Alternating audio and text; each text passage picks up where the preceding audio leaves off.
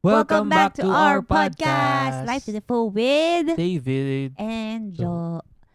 Long time no shoot dahil na busy sa Medyo mga matagal-tagal bagay. din.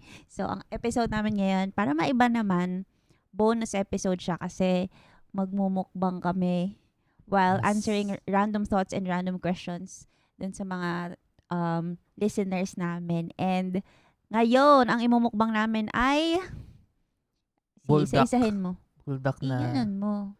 Yung parang sa... Ito, seaweed. Tapos, Pickled radish. Tapos, yung buldak na carbonara. Yes. Tas, Enoki. enoki. And pink santori to. Nilipat na namin sa mug. So, hindi Yes. namin alam kung paano kami magmumukbang habang may hawak na mic. Pero Ako dahil... gusto ko lang kumain. Sige, kumain ka muna habang nagsasalita ako.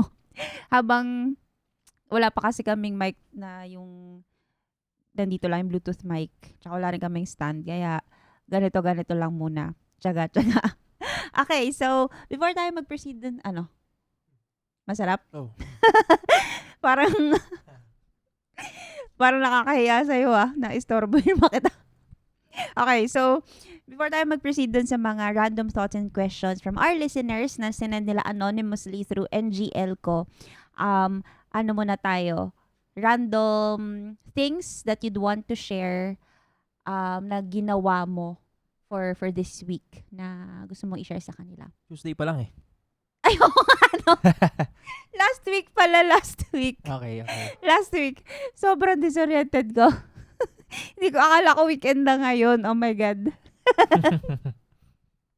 Ito nagagawa kapag wala kang trabaho. Hindi mo alam kung anong araw na ba ngayon. Sige.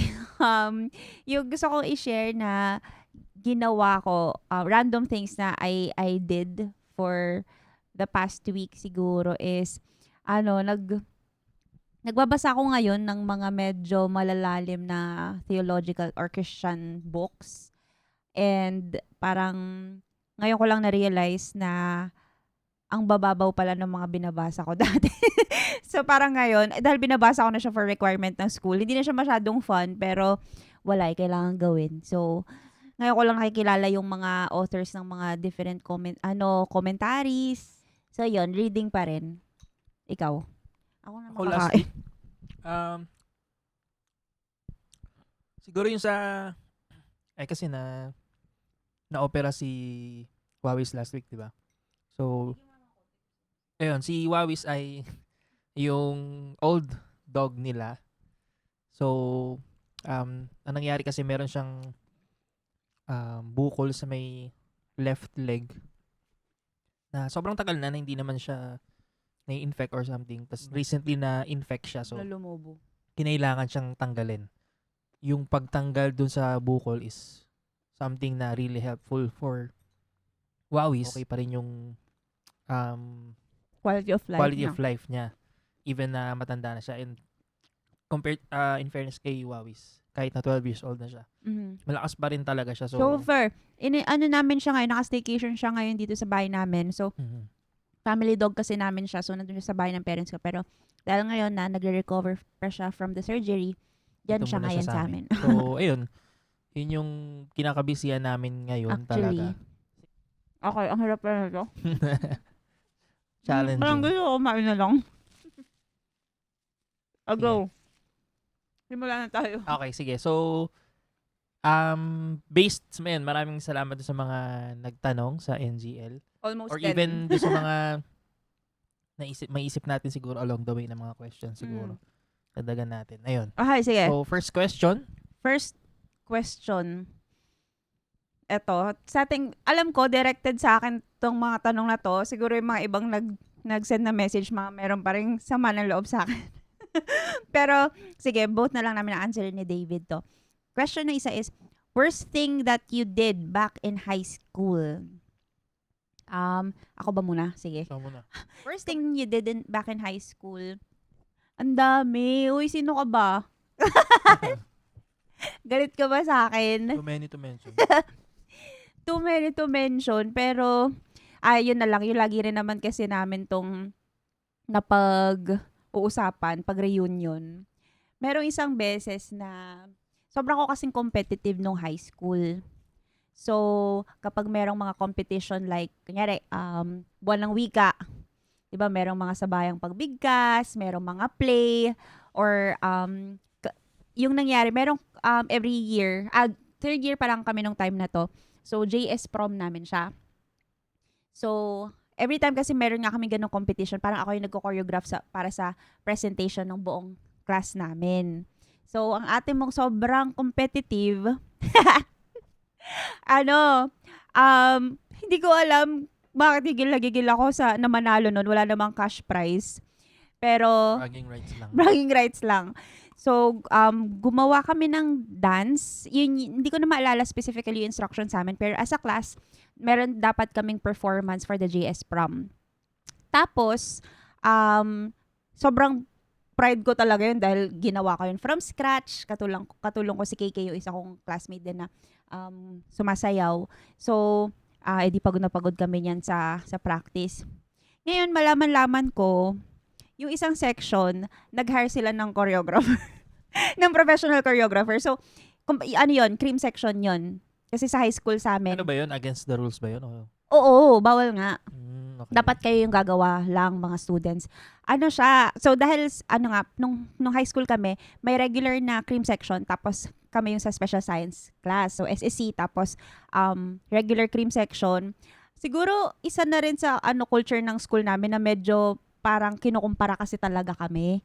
So parang nakaano na talaga sa utak namin na parang sila yung kalaban namin palagi. Tsaka magagaling din kasi yung mga students, tsaka mga tropa ko yun nung elementary. So sige. Parang iba yung sinasabi mo nung Hoy! joke lang.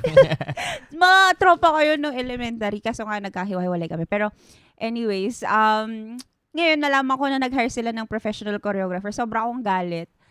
Syempre, yung iba kong barkada na nandun, pinaamin ko pa sila. Sabi, totoo ba to? Pero kayong choreographer, ganyan. So, umamin yung mga closest friends ko na nandun, nasa section na yon. So, ngayon, ang ginawa ko, hindi na sobrang clear yung memory, pero, grabe. Hindi ko ma-explain ng maayos kasi nakakahiya talaga yung ginawa ko. Nakakahiya, sorry. Sorry na kung may nanonood na first section nun. Pinag-perform ko sila sa harap ko. As a class. Like, sino ka ba? The audacity of this girl. Sobrang, sabi ko, mag-perform kayo sa harap ko. Gusto ko makita kung ganyan. Ay, hindi ko alam kung anong purpose ko nun. Pero gusto ko nga lang i-prove na meron silang, hindi nila yon gawa. So, ang ginawa ko ata right after nagpa-sign ako ng petition, hindi ko na maalala, basta nireklamo ko siya sa mga teachers para mabago nila yung sayaw nila. Ganun ako competitive dati. Yuck! As in, kaya ko... Competitive tsaka petty. Oo, petty na rin. Sobrang nonsense. Parang kaya kong banggain yung isang buong section para lang mapatunayan ko yung sarili ko. So, ayun, nagkaaway pa tuloy kami ng mga barkada ko doon. Ang ending, nanalo naman kami, pero parang trophy lang. Kala mo naman talaga may house and lot. Pero yun. Sa loob ng competition na yun, yung mga small moments na worst, isa rin sa mga worst na ginawa ko in high school kasi may mga napaiyak ako na kaklase, kapag nagpa-practice, kapag hindi nakukuha yung mga steps and whatnot. Ayan, si Pia, shout out sa'yo. Barkada naman kami, so hanggang ngayon pinagtatawanan namin yun na umiiyak siya tuwing magpa-practice kami. Ayun. Ayun yung worst. Okay. High school. Sa akin. Disclaimer, boring yan. For sure, dahil Parang good boy siya. ko masyadong... Actually, parang wala akong maalala eh. Na... Mag-isip ka. Parang wala. Para lang may makwento. Ayun, yung hindi ko siya na worst thing, pero kinukulit kasi ako nung kaklase ko, si Trias. Special Trias ba yun? Oo, si Trias yun. Kaya nga hanggang ngayon nasa pa rin ako nung nagmura ako nun eh. Kinukulit niya ako kasi Worst niya na yun, na nagmura siya ng isang beses. Oo, nakapampi kami nun. Tapos basta kinukulit niya ako, tapos hinahatak niya yung yung jogging pants ko na ganun. So parang nainis ako na parang ilang beses ko na siyang pinapatigil para niya tumigil. Kaya nagmura ako nun. Ano yung As mura in mo? PI, sabi ko PI. OMG! Kahit ngayon hindi ko ma-imagine na sasabihin mo yun sa totoo lang. Ayun, tas pero kinukulit pa rin niya ata As ako in- after nun. As in, sobrang makulit kasi talaga siya nun eh. Actually, As kahit in, hanggang ngayon. galit ka na kung paano Hindi, mo siya... nainis ako, pero hindi yung galit na yung manununtok. Hindi naman. Pero inis na inis ako, kaya napamura talaga ako nun. Yun ba yung first and Worst last na thing? naghabi ka ng PI? Hindi naman. Huh? Ewan ko, hindi ko rin masyadong maalala. Worst thing na siguro. Or siguro kung may nabully man ako, hindi sinasadya. Sino? Or ano nangyari? Hindi ko nga masyadong maalala. Wala ako masyadong ma-recall na as in yung ganong moment. Para siyang may pagka madami siyang Sa high school, memory lapses sa hindi ko past. na masyadong lalo na sa childhood maalala. niya. Kaya medyo gusto ko talaga siyang ipa-check kasi baka may... Ay, hindi kami natatawa pero pwede kasing trauma yun, di ba? Kaya ang dami mong nakakalimutan. Ayun, yun na yung... Pero ako hindi niya ako nakalimutan. pinakananan. Okay. Pero ewan ko, hanggang ngayon hindi ko pa rin talaga ma-imagine na magmumura siya ng ganun. Kaya feel ko, worse nga talaga yun. Oh. Sobrang bait ni David. Nakakainis naman to. Okay. Next. Ang ganda nito. Since Christian ka na, nakikinig ka pa ba sa MCR and other emo bands? Sige, ako muna para... Makakain ako. Sige, go. Actually ako, siguro kung yung tanong ay emo bands or siguro rock bands. Oo. Even naman din na since bata naman Christian na ako. Dahil mahilig din talaga ako sa music. Pero hindi ako yung hindi ako yung very sa mga songs, sa mga ganung songs. Pero kapag nagustuhan ko yung kanta, nagandahan ako. As in, piniplay ko siya. Katulad nun, yung mga My Chemical Romance. Nung nadinig ko yung My Chemical Romance na mga kanta. Yung mga Green Day, ano pa ba yun? Ano yun yung Apparatus? Red Jumpsuit Apparatus, yun. Nakikinig ako ng mga yun, as in, familiar ako. Pero hindi nga lang ganun ka-familiar doon sa ibang mga songs na iba pa. Siguro mostly yung mga sikat, yun. Kahit hanggang ngayon, as long as nagustuhan ko yung tunog, even nagustuhan ko yung lyrics, hindi naman nagmamatter. nga kami ngayon eh. Oo, hindi naman nagmamatter for me kung ano. Ayun. Siguro kung ang yung tanong siguro, yung motivation ng tanong is kung dapat ba yung Christian hindi nakikinig ng secular songs. For me, hindi yung question ay kung dapat ba. Ang question ay kung yung pinapakinggan mo nakaka-affect sa'yo to be someone na hindi naman ikaw, or alam mo yun, Or nag-i-invite siya ng... nagkakos sa'yo na, kunwari, nagtitrigger sa'yo na magkaroon ng emotion na hindi naman dapat. I think, yun yung medyo mas pag-isipan mo. Pero, kasi music is really, siya, para ma-express powerful din mo naman rin talaga yung music. Emotion mo. So, ayun. Ako, dahil hindi ko naman masyadong favorite yung MCR, kahit nung bata pa ako. Mas gusto ko nga yung Red Jumpsuit Apparatus, yung Mayday Parade, Paramore, We the Kings, mga ganun yung pinapakinggan ko before. Hindi naman siya yung literal na nagfa-fast ako sa music na yon. Pero merong mga moments lang din nung naging Christian ako na parang alam ko kasi na parang sa araw na to hindi rin magiging okay yung pakiramdam ko if sobrang lungkot ko na tapos magpe-play pa ako nito. Parang ganon. Although sometimes it would help me if there are days na gusto ko lang din maging malungkot or like ma-express ko lang din yung emotions ko through music. Pwede rin naman. Pero siguro sa akin lang din practically as a Christian na mahilig talaga sa secular music hanggang ngayon, yan, Skastakli, nakikinig ako ng PDL, yung mga medyo geng-geng talaga ng mga kanta. Ano siya parang yung verse na sa 1 Corinthians ba yun, na everything is permissible but not everything is beneficial. Parang for me, ibig sabihin ko lang nun is, syempre yung faith naman natin as Christians and yung relationship natin kay Lord, hindi siya about the rules talaga, 'di ba? Yeah. Or kung ano yung bawal.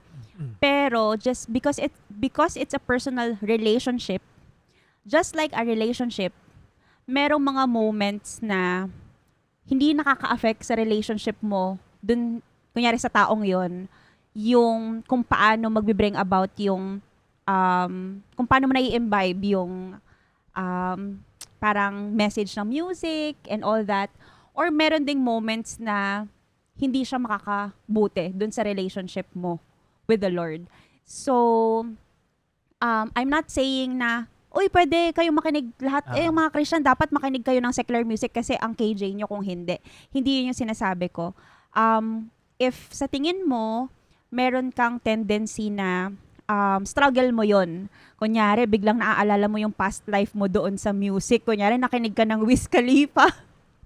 Tapos parang naalala mo yung mga times na stoner ka pa, humihit-hit ka, tapos parang namimiss mo yun bigla kapag napakinggan mo yung music na yun. Kumaga nag-i-invite nga siya ng emotion na Parang hindi wanting to go necessary, back oh. to, for example, yung mga past mong habits na hindi talaga pleasing sa mata ng Lord, then don't do it. For a time, mag-fast ka muna, pero kapag medyo nag-grow ka na rin naman in maturity, tapos hindi ka na naapektuhan, kunyari, sorry, Wiz Khalifa talaga kasi mga pinapakinggan ko rin na songs. Tapos, about drugs kasi siya.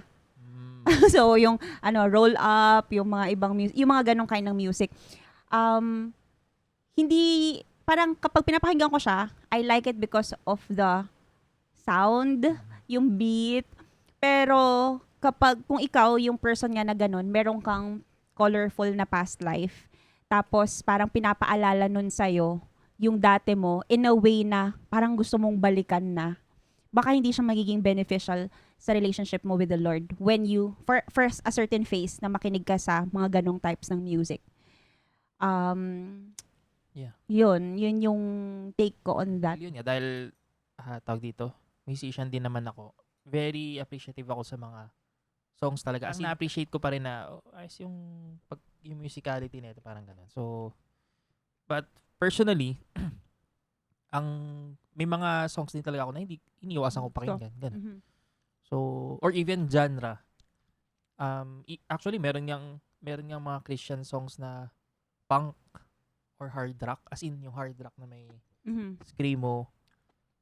Siyempre yun, may certain people na yun yung musical taste eh. So, wala naman ako na wag pakinggan yun. Pero ako, personally, hindi ko siya papakinggan dahil hindi yun yung taste ko. So, ganun lang naman din. And at the same time, actually, minsan kahit kapag, kumbaga, when you see things in a spiritual lens, lalo na kung nagtathrive talaga yung relationship mo kay Lord, even the secular music, parang, minsan yung mga love song, parang nagiging kanta ko siya kay Lord. Gano'n ka rin ba? Alam mo yung Bawat Daan ni Ebby Dancel? As in, yun talaga yung song na biglang nag-speak na lang sa akin nung pinapakinggan ko isang beses na parang, shucks, lahat ng lyrics nito, parang yun yung gusto kong sabihin kay Lord. So, there is actually parang freedom talaga whenever we approach yung world as Christians na hindi tayo sobrang defensive lang din, na parang feeling natin lahat masastumble na tayo. Saka hindi masyadong legalistic. Ako naman, sa mga songs, madalas, lalo pagka nag-ano na ako ng mga lyrics. For example, yung, ano bang kanta yung walang sagot sa tanong kung bakit yung mahalaga? Hindi ko alam yung title. Yun, basta yun. Nung nadinig ko yun, tapos parang pinaponder ko yung lyrics, parang, grabe yung lyrics na to Pero lagi ko siyang na kay Lord or sa na legit, parang ganun yung sinasabi ni Lord na walang sagot sa tanong kung bakit ka mahalaga. Ganun yung level nung Madalas ganun ko siya na kasi, di ba kung paano mag-create ng wordplay sa mga lyrics. As in, grabe yung mag-express ng para sa loved one kasi siya eh. Yeah. So parang nakikita ko na, grabe, ganito siguro yung pagmamahal ni Lord sa akin. Yeah. Walang sagot sa tanong kung bakit ka mahalaga. Ganun ko siya palagi. Tas maiisip ko na posible ba talaga maramdaman ng tao to?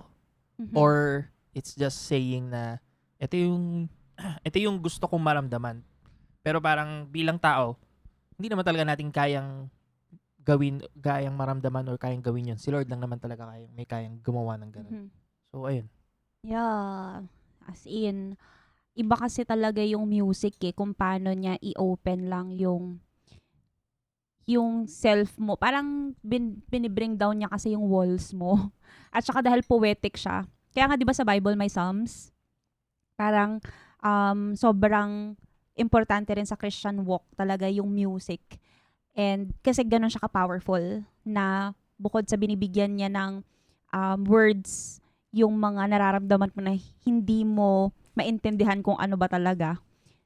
Yung melody, yung music mismo, yung beat, parang may way talaga siya para makakonect sa'yo. So, yeah. In terms of rule, siguro kung ano yung bawal at hindi bawal. Ang mas finast ko talaga before is yung pag-inom ng beer or yung alcohol kasi yun talaga yung mas parang struggle ko. Pero yun nga, kung Christian ka, na, lalo na kung bago ka pa lang, tapos ang tanong mo is kung bawal ba or hindi bawal, yun lang, yun lang yung, yun, sinearch ko kasi ulit. 1 Corinthians yun, yung everything is permissible. Ibig sabihin, we can do everything as we please, but not everything is beneficial. So, you're free to do it, pero check mo muna kung magiging beneficial ba siya sa relationship mo rin kay Lord, tsaka yung spiritual state mo at that time. Yun. Okay, sige. Next Next. question. Uy, grabe to. Galit ata sa akin tong isa eh. Ay, hindi. Sige, wag mo na. Ito muna. If you were to become the president, how would you want people to remember you? Ikaw muna. Ayun, nung binanggit mo yan, parang nagtataka ako. Bakit? Parang for me, malayo yung idea na if you were to become a president, tas how would you want people to remember you? Parang for me, hindi naman yung purpose or essence ng pagiging president eh.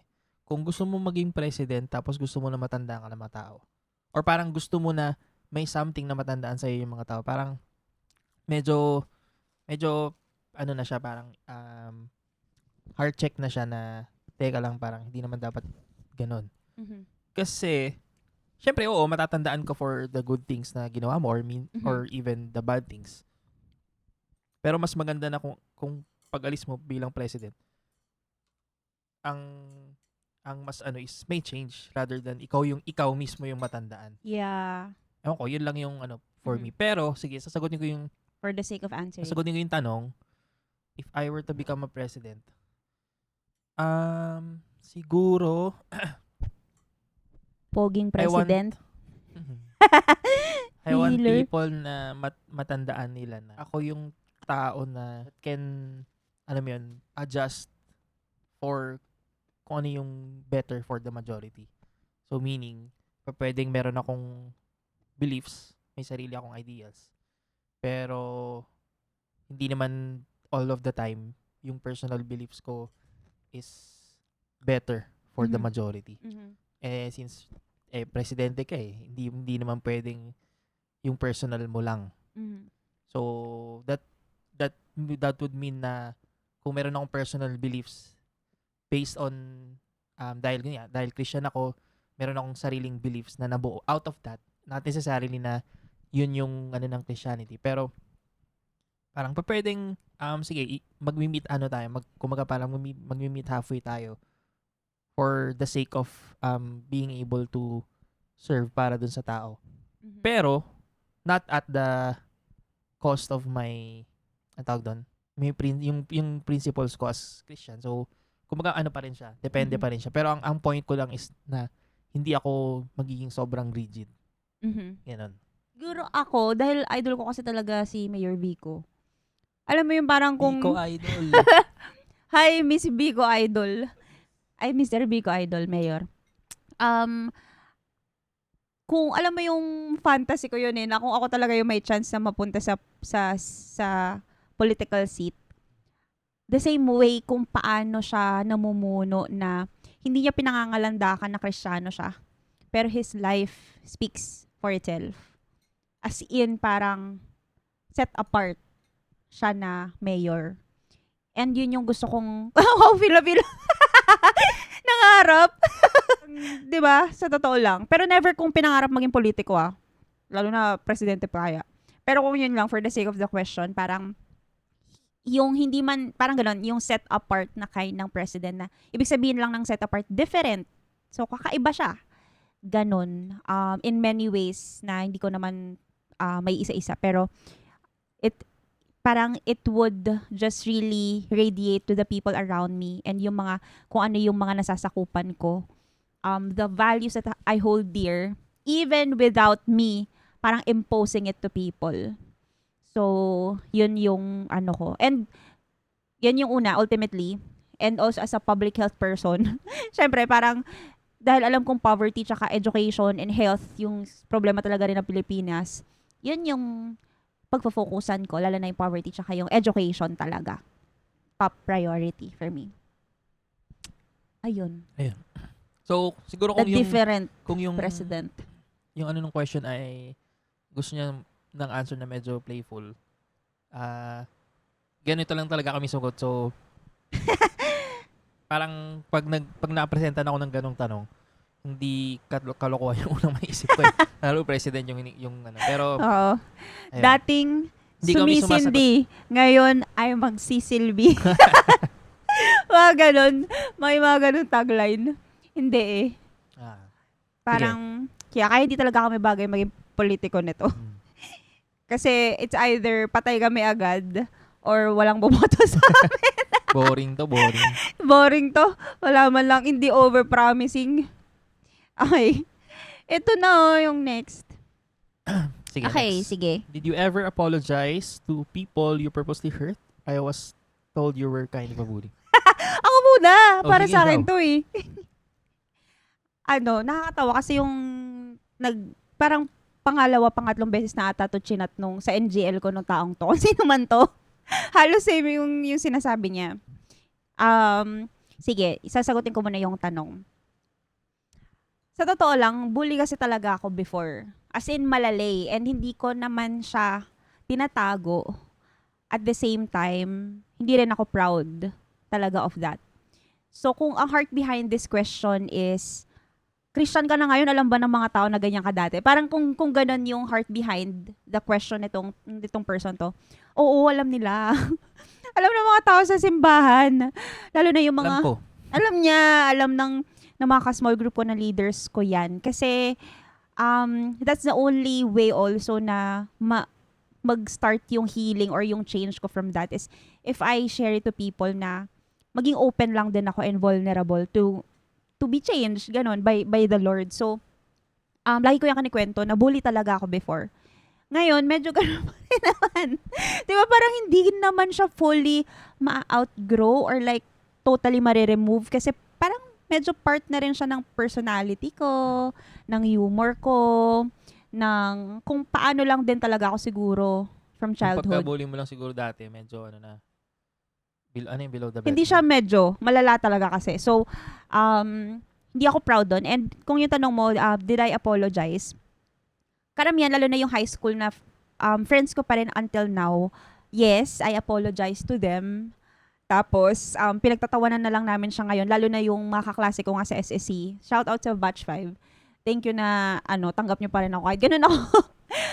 Nung college, bully pa rin ako, pero medyo na-balance siya kasi madaming mas bully sa akin sa college. So, nabubully na rin ako nun. As in, legit. Sobrang, na rin talaga ako ng bullying nun. So, medyo na-humble or like, na rin ako kasi ang lala, mas matindi itong mga atenista na to. Grabing superiority complex yan. Kung may superiority complex na ako no high school, mas matindi pa yung mga iba ko na yung classmate. So,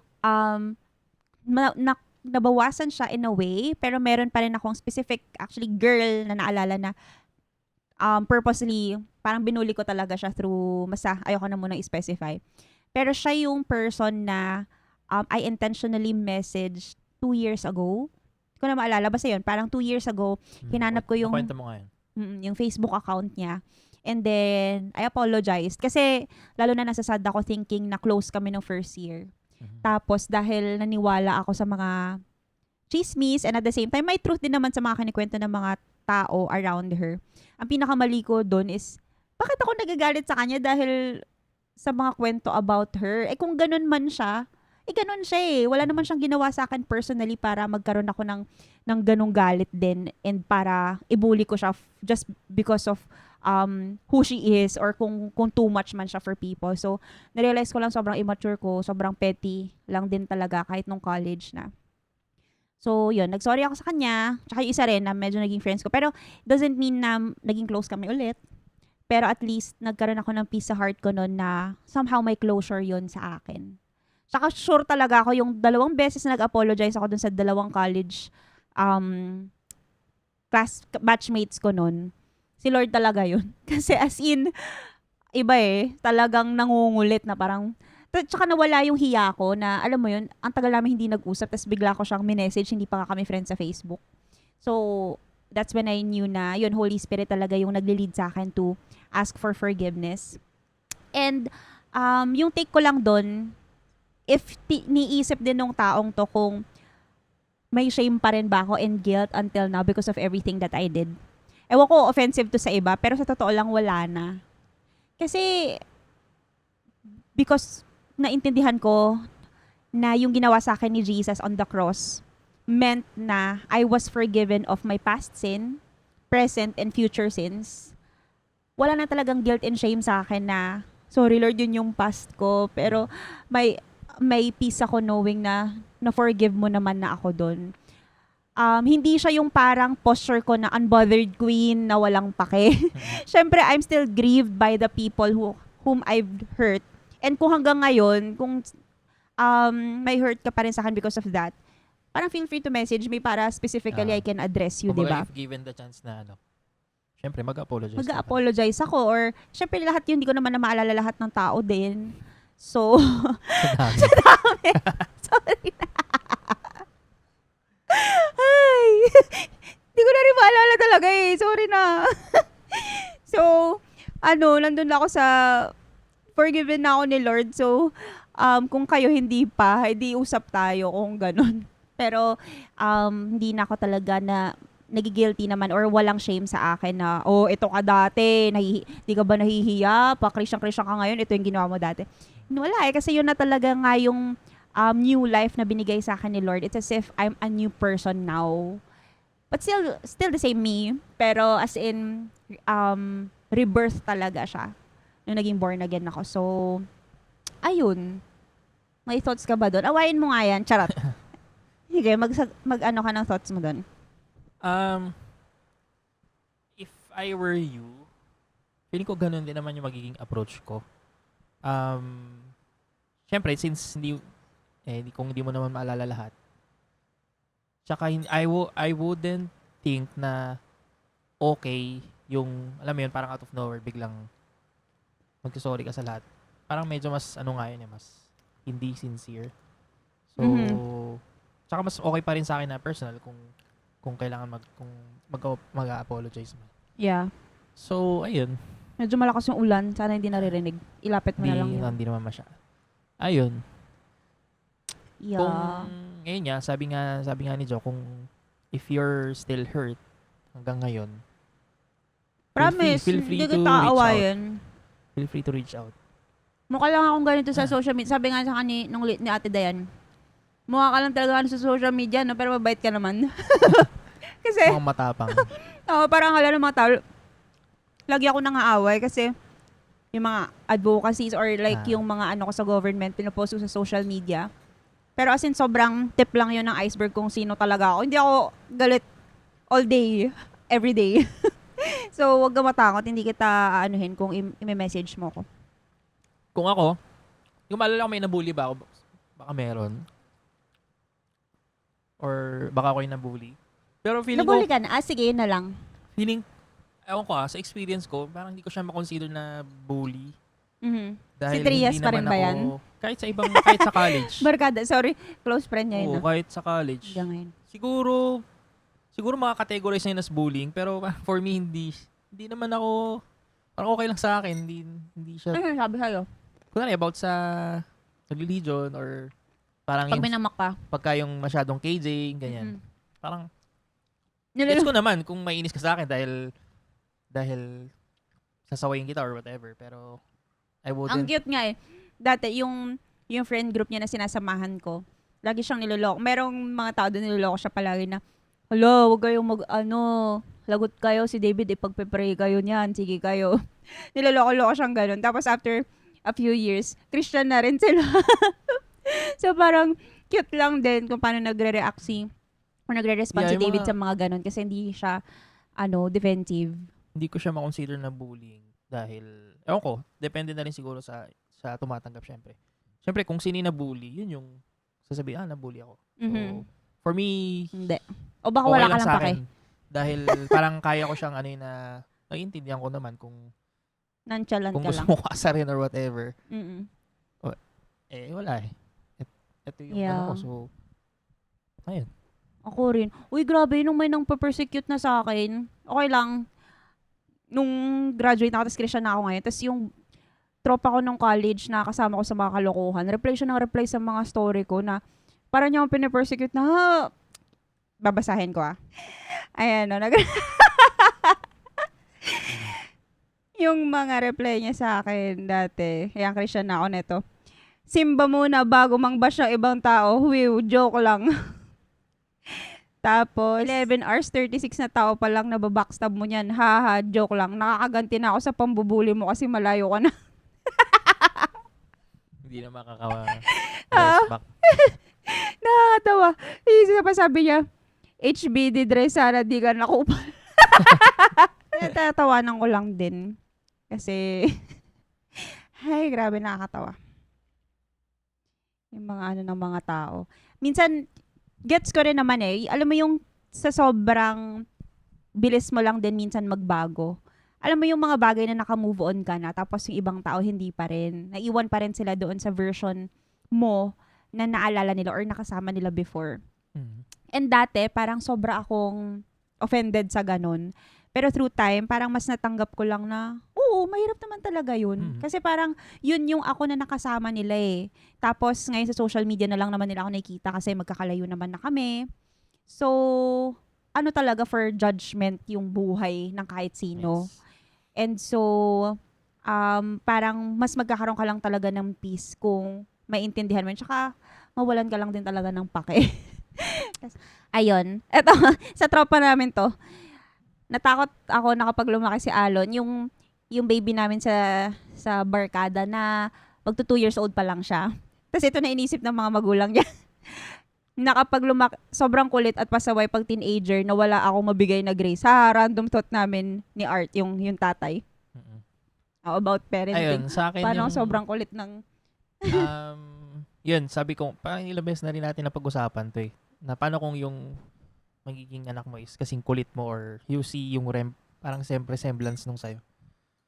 Ang sagot ko lang is, depende yung kung paano ka magre-react sa kanya is, kung paano mo rin naman nakikita na deserve mo na kung paano ka dinisiplin dati or basta parang ganon. Kung paano mo siya din nakikita, maybe sinasadya mo or hindi sinasadya. Pero for me, ganun siya lilitaw na kung paano ka mag-express ng discipline doon sa bata. Ganun mo din siya nakikita na i-discipline ka rin dapat. Reflection pa rin siya kung paano mo siya i-apply sa sarili mo. So kung ako, yung ganun, I think ngayon medyo mas parang hindi ako ganun ka strict. Pero magiging intentional ako na pag-usapan kung ano man yung kailangan pag-usapan. Yeah. Ganun ako and seeing that way, ganun ko rin naman siya. Pag sa akin, parang kung merong issue yung isang tao sa akin, gusto ko pag-usapan. So, siguro, ito yung tinatanong ko sa'yo nung kailan and pinag-iisipan ko rin siya ever since panood ko ba siya somewhere or nabasa ko na yung unconditional love, parang minsan maintindihan mo lang talaga na bilang tao, hindi mo talaga siya mabibigay all the time kahit sa anak mo. Na as humans, madami talagang times na conditional yung love natin din talaga. Na, syempre, mas masarap siyang mahalin kasi pag-behave siya or kapag hindi siya nagre-rebelde na teenager.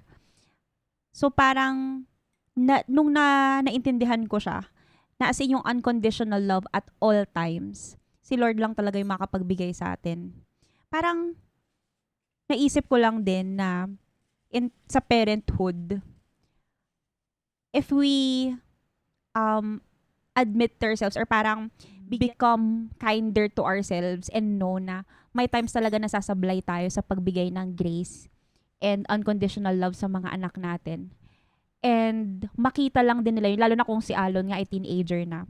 Kung kunyari nag-snap ka man sa kanya tas hindi for today, nagkulang ka ng grace for him, siguro mas matututunan niya kung paano talaga yung grace na meron si Lord kung nakikita niya sa parents niya na every time magfe-feel kayo as parents sa kanya, kung paano lang din kayo bumabalik kay Lord na nag-fail, sorry Lord, help us. Tapos kung paano nawi-witness niya yon nung bata in his own eyes na uy, parang napagalitan na ako, parang nasobrahan sila nanay at tatay sa akin kanina. Pero nag-sorry sila sa akin ngayon. Tapos, nagpe-pray kami, tapos nag-humble enough sila to ask from the Lord na baguhin sila.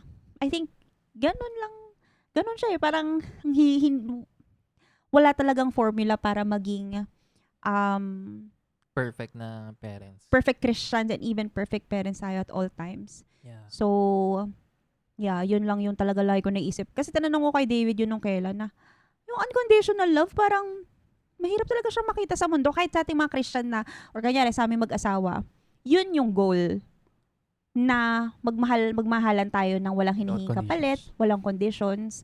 Pero we have to admit that at times, and minsan at most times, may conditions talaga eh. Yeah. And so, we are imperfect people who love imperfectly. And ano lang talaga siya, i-receive lang talaga natin siya kay Lord para ma-experience din yun ng mga tao sa paligid natin. Yeah. And dahil din, naalala ko tuloy yung ilang beses ko na share sa'yo. Yung napakinggan ko sa Marriages sa Marathon, share ni Anthony Pangilinan. Dinifferentiate niya yung grace tsaka yung mercy. Yung grace daw ay when someone ultimately doesn't deserve something pero binigay mo. Yun yung grace. Mercy naman is someone ultimately deserves something pero winithhold mo yung deserve niya na ano. Yun yung mercy. So, yun nga yung sinasabi ni Jo na mahirap siya gawin actually even sa anak mo. Mm-hmm. Kasi nga, for example, gumawa siya ng kalokohan. Syempre, deserve niya mapagalitan or, alam mo yun, mapunish.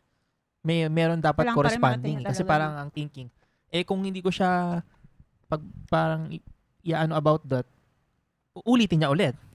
Diba? Parang ganun yung thinking. Mm-hmm. Pero yun nga, siguro, ang magandang part lang doon, yung wisdom pa rin from kung kailan mo ibibigay yung grace, kung kailan mo ibibigay yung mercy, kung kailan mo ibibigay yung correction, kay Lord pa rin manggagaling siya. So, paano mo ibibigay yung grace, kung paano ibibigay yung mercy, kung paano mo ibibigay yung correction, is kung paano mo rin nakikita na si Lord, ganun siya sa'yo. Mm-hmm. So, parang in some ways, parang reflection siya. Hindi lang sa anak mo, sa ibang tao. Kung gaano ka kadalas nagbibigay ng grace, gaano ka kadalas nagbibigay ng mercy. Kung mas ano ka na, hindi, correction. Kasi, feeling mo, ganun si Lord sa atin na, hindi, dapat pag nagkasala ako, ganito yung gawin. Mm-hmm. Or parang iniisip mo in the back of your mind, na, Lord, nagkasala ako, tapos meron nangyari, Lord, deserve ko to. Parang ganun yung thinking mo na ganun si Lord sa'yo. Mm-hmm. So parang in return, ganun din siya nagpo-flow sa ibang tao na na instead na this time ang ano sa'yo is magbigay ka ng grace pero hindi mo siya binigay kasi withhold mo. Hindi niya deserve. Hindi naman yun nga yung point. Of, yun nga yung point ng grace, so, undeserved siya. Ayun. Yeah. Tsaka naalala ko yung preaching ni Pastor Joe about father's discipline. Maigli lang, yung pinaka-takeaway ko doon is yung discipline sa child. Sa atin as children of God, future-centered yung discipline sa atin ng Father in Heaven. Meaning, kaya niya tayo dinidiscipline ngayon, moving forward, para, kunyari, hindi mo ma-experience yung greater pain kapag hindi ka natuto sa kasalanan mo, kumbaga. Hindi siya yung usual na ginagawa ngayon sa parents Sa past. na focus siya on the past na, o ganyan ka dati, di ba? So, kasi sobrang focus siya kung ano yung ginawa mong pagkakamali dati. So, parang walang restorative nature yung ganong approach ng discipline. Pero yung nare-receive down natin na discipline from the Father. Syempre, we learn from our past mistakes. Pero more of, kaya siya ginagawa sa'yo ngayon. Hindi para i-condemn ka dun sa mga dati mong kasalanan, pero para sa'yo siya in the future na ma-save ka from a greater pain or consequences that you'd have to go through if you don't learn your lesson now. So, ganun yung mag-discipline yung Father. Pero ang hirap. Kaya, we love you, Tablatins. We're here for you. And, kapag matilok na si Alon, overnight siya dito sa amin. O kaya kayo mag-overnight dito. Kayo mag-overnight dito sa amin. Tol. Tapos, papatulogin namin sa inyo sila Popo. Yun muna yung kasama niya. Okay. Eto, yung last. Pabalik kasi. So, ito yung pinakaunang message. Sabi, favorite arcade games noong early 2000s ba to? 20s? 2000s? 2000. Arcade games. Hindi naman kami mahilig mag-arcade. Sa Quantum lang ako nakaka-experience nun yung sa SM Fairview. Mm-mm. Tekken lang naman talaga yung nalalaro ko dun eh. Yun lang. Siguro yung sa akin medyo, yun nga, hindi nga rin kasi ako malaro ng arcade. Pero yung pinaka naaalala ko na ginagawa ko na naglalaro ko sa Quantum, nung yung may uso yung review nun, di ba, for Opcat. Oo. Tapos pinagganon ako ni Mama. So parang ginagawa ko, every before or after, pupunta ako sa Quantum, maglalaro ko yung may, di ba nauso yung initial D na card? Di ko alam kung... Sa SM Fairview yan? Initial D na card, tapos susot yun, tapos maglalaro ka ng driving. Pero yung nagustuhan ko yung dinosaur, nakalimutan ko yung pangalan, basta mga dinosaur yun. So, bibili ka ng token, tapos makakuha ka ng card. Tapos yun yung nilalaro ko. So, hindi ka nagre-review? Hindi, nagre-review ako. Okay. Gagawin ko siya before or after ng... Yan. Buti na lang, hindi tayo parehong pumasa ng upgat. Ba? Ay, hindi naman pala tayo doon nag-meet eh. Ayun. Pinagkakagasosin ko siya. Medyo ano rin siya kasi estudyante lang ako. Tapos para makakuha ka ng isang card, mga ilang token yung ano nun. So, yun yung pinaka-naalala ko. Aside dun sa mga arcade games Hashtag Rebel David. Arcade games na yung may spaceship, yung mga ganun. So, Yung ganan? Paano yung pinipindot? Or paano yung, ganyan? Ganito na baril-baril? Joystick yun, joystick. Okay.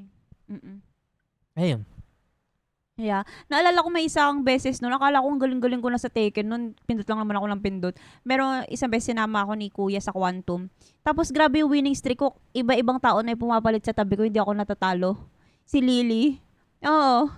Tapos, na-realize ko hindi naman pala dapat mag-Tekken. Hindi ko kabisado yung mga combo nung time na yun. Pindot lang ako ng pindot. Kaya ako nananalo. Tsaka chamba lang.